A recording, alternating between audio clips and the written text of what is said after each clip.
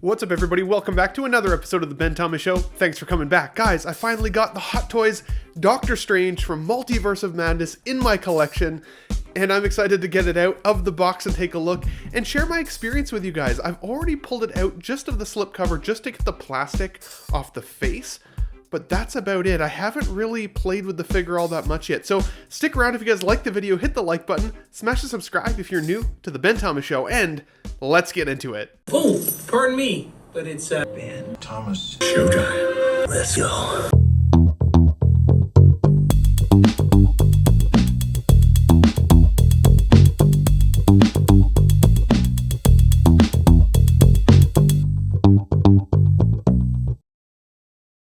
Okay guys, welcome back. So don't mind my pajamas look, it's late at night here on a Tuesday, and I'm just kind of looking at this figure. Finally, I got it out of the shipper box at the very least. This is my birthday present to myself, actually. So I turned 37 on the weekend, and of course, I didn't have anything incoming from Sideshow yet, so I was like, I gotta get myself something for the birthday, right? And I've been waiting on the Scarlet Witch from Multiverse of Madness here for obviously quite some time. A lot of you folks out there in the world already have her.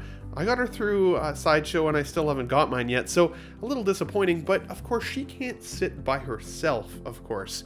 She needs a companion piece. So for me, had to be Doctor Strange, and this film plays a bit of a special part in my heart. I saw this film with my mom and my family. We had a great time at the theater, and so for me it was a little piece of history and nostalgia that I wanted to kind of recapture here at the Ben Thomas Show. So let's get this guy out. Now, like I mentioned earlier, guys, I have pulled it out enough just to get the plastic off, but I really tried to not look at the figure all that much, which is hard to do, as you guys know, because of course we get excited about these bad boys. But I wanted to kind of reserve my thoughts and my feelings for it. First of all, I guess the box is pretty awesome. I'll show a couple of kind of images over top from the light box that I chose, just to kind of show you. The box back is kind of boring, but I do like kind of that spacey, multiversal look to it. That's nice. It's really shiny anyways. If you're somebody who likes to display your art boxes, this could be one that potentially goes up in the display. It does have the normal window box look to it, of course, like we've seen with most Hot Toys there. Just kind of give you an idea. Don't mind my reflected lighting. Again, I'll show you guys some better images here as well. And on the back, we see Doctor Strange or Benedict Cumberbatch, kind of those multiple faces in there, which is pretty cool. I like the look of that. Now, this is the figure that does come with the additional head sculpt that has that third eye in the center, which is kind of funny because, you know, I've seen pictures of CGI from like 2009 where the CGI actually kind of looks better than it does now in 2024, which is a little odd, but I mean, I guess it just depends on the visual artists. So, getting it out of the clamshell here, taking a bit better of a look at it. I mean, it looks amazing, and it comes with a ton of stuff. Like a ton of stuff. Get this top layer off here. Hope you guys don't mind a little ASMR while I get this out of the box. Heck yeah. So, I mean, honestly, first-hand impressions, the likeness to Benedict Cumberbatch is amazing. It looks really good. Even from the solicitation blogger photos, I would say that this was always my favorite sculpt so far for Doctor Strange. But yeah, I mean, this looks really, really good. Now, one thing I've noticed right off the bat is that the legs are a little bit loose, and considering this is a brand new figure, that's a bit of a concern. I don't think that that's as much of a Hot Toys concern as it is, of course, more of this figure manufacturing. I do think it'll stand by itself, though. Let's just see.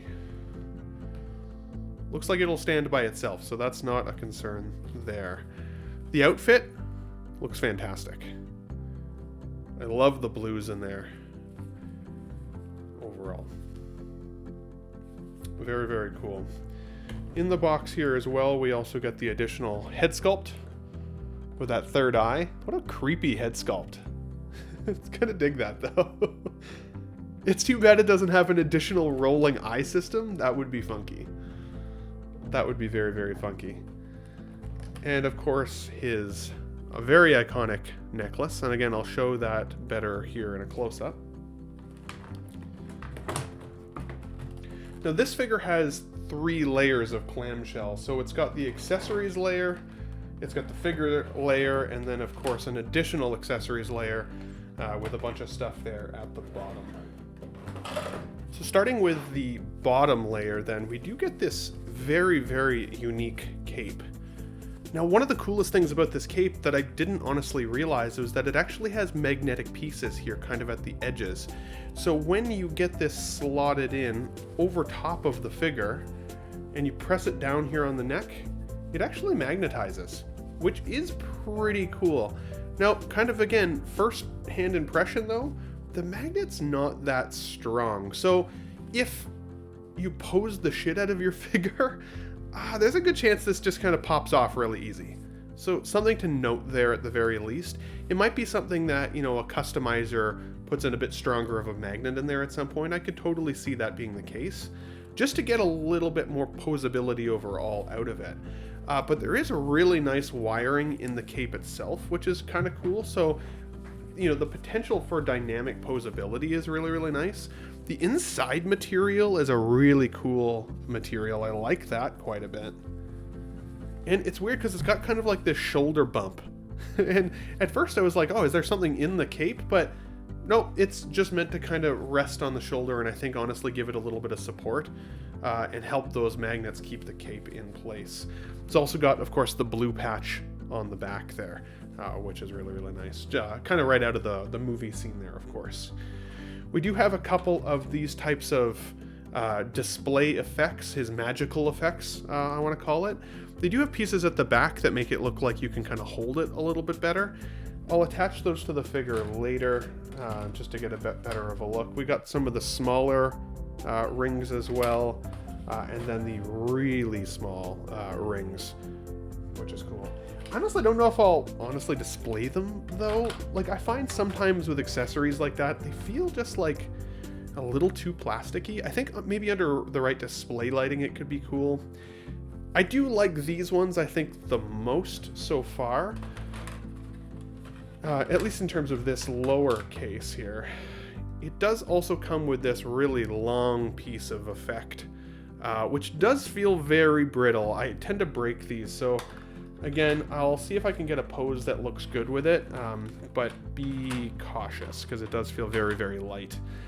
It also comes with 2 sling rings, and I'll put these up in the light box as well so you guys can take a better look.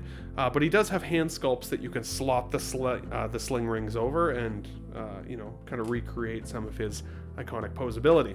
Now this is actually a cool piece because these are the handcuffs for when he is in front of the Illuminati from the MCU, and that's when we first get to see John Krasinski as Reed. We get a chance to see Professor X-Maker return, which is awesome. I love Patrick Stewart. You know, you guys know me, I'm a big Star Trek nerd, and Star Trek The Next Generation's always been my favorite. Patrick Stewart has been one of my favorite actors of all time, so I loved seeing him in the movie.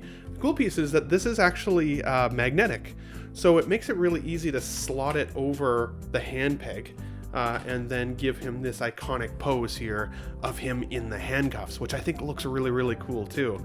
So that's a really nice little nice piece there, if I'm being honest. We also do get, let's just see, what the hell is this? So this looks like it's for the cape itself, so that you can actually display the cape up beside Doctor Strange if you want it off of his shoulders. So that's a cool little piece. The plastic, I've never seen anything like that before. But again, it's got the little magnets in the front there, so when you have it on its display, you can actually put the cape right on it. So kind of like so, I would imagine. Let's just see here. See how this does this. This is the first time I'm messing with this, guys, so you guys are kind of seeing this firsthand.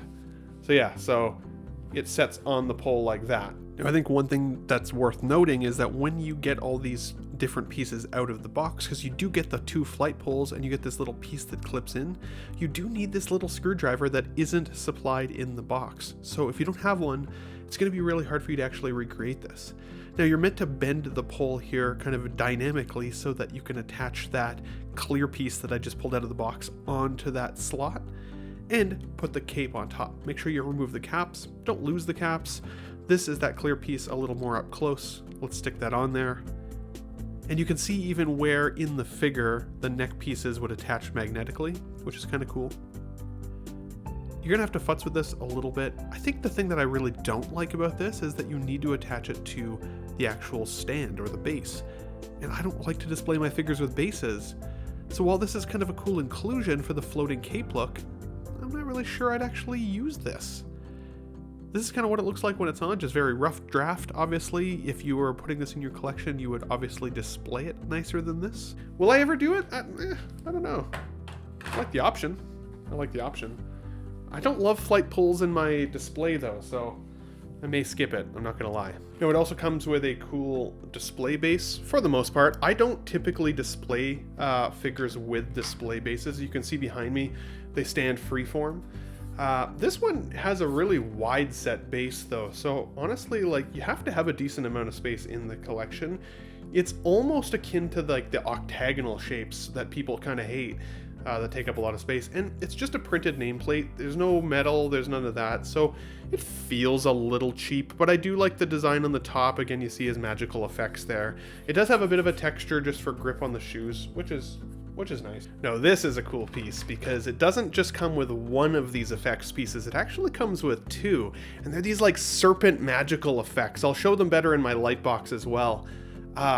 They're cool, but they're heavy, I'm not gonna lie. Like, if you stick the guy's hand through there and have him holding them out, you're going to need the display base in order to do it, or you're gonna have to use these like stilts and kind of hold it against the ground, which wouldn't make sense for the magical effect. They're painted really, really well. I like that the plastic on top of the serpent here is kind of like a clear see-through material. It really catches the light beautifully, and the transition in the body of this creature, the light captures beautifully there as well. So yeah, you know what? Really cool piece. It's unfortunate because other than showing it off a little, it's probably a piece that's going to stay in the box, which is, you know, in terms of value of a collectible, I love having extra pieces in the collection that add accessories and uniqueness to a figure. So it always hurts my soul a little bit when they have to stay in the box. In fact, recently I actually set up a gun rack for my characters because I realized I had over 50 different guns from different collectible figures that I have, and I was able to create a whole weapons rack out of it. But it made me feel so good because I got the accessories out of my box and into my actual display. And these are the types of things that I don't know how I would officially display it without it being next to the figure. Now it also comes with, of course, one of his magical books. I think this is the Darkhold, but I can't quite remember. Now the cool thing is it does have this little piece that slots off. I will show it better here in the light box as well. But there are pages inside, and while there's clearly writing on the inside, it does look like every page is the same, I would say, and it's not readable. It's illegible. But a very cool piece to have for sure. It's got the star on the inside and the back cover as well, or actually on the back of every page it has a star. And again, I'll show that better in the light box. Now he also has 1, 2, 3, 4, 5, 6, 7, 8, 9, 10 different hands that come with the figure, which is cool. All various kind of poses. Let's say this is the Wolfpack Wednesday Too Sweet pose, or kind of looks like it anyways. The Too Sweet, and we got the double finger one here with the sling ring, if you want to have that. Matches on both sides.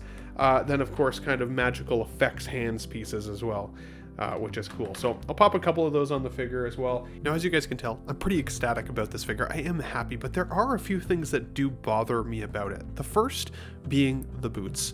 While they're split cut and they do allow for a range of posability, they do slide quite a bit kind of in the boot socket, which does allow for this really nasty looking gap. I also, in the middle of posing, trying to get the Doctor Strange iconic posing, I burst one of the seams on the back of the outfit, which is just freaking heartbreaking because I hate breaking figures, especially when it comes to the material. Now, while I joked about the rolling eye system on the third eye, I do think it's a miss also on this figure that this does not have the PERS eye rolling system. He can really only look in one direction, and because you can't tilt his head, it also means that he doesn't have that dynamic of a look in his face, despite the face having wonderful resemblance to Benedict Cumberbatch. I do think the figure is also well painted. The skin application, especially on the face, the freckling, the pockmarks, are great. But I don't love how detailed the hands look. I don't remember his hands being this veiny, and like they're a little bit overkill. In fact, it almost looks like it's mold left over as opposed to actual sculpting on the hand. So I don't love the hand sculpts themselves all that much. I think they went a little overboard. And lastly, the necklace. When it's on, it has almost no weight to it. So the back of it pops up over the collar, especially if you don't have the cape on. Now that does seem like a lot of nitpicks and a lot of things that I feel frustrated about.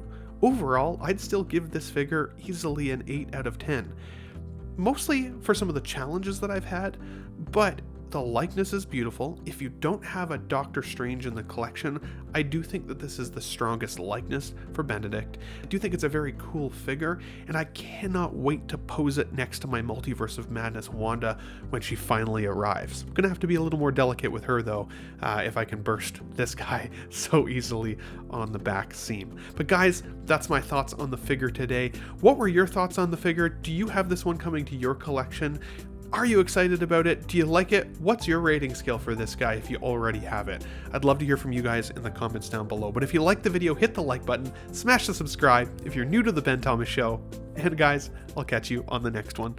Thanks for watching, everybody. Wow, what a great audience. Be sure to subscribe to my channel if you haven't already. Because subscribing makes you feel good.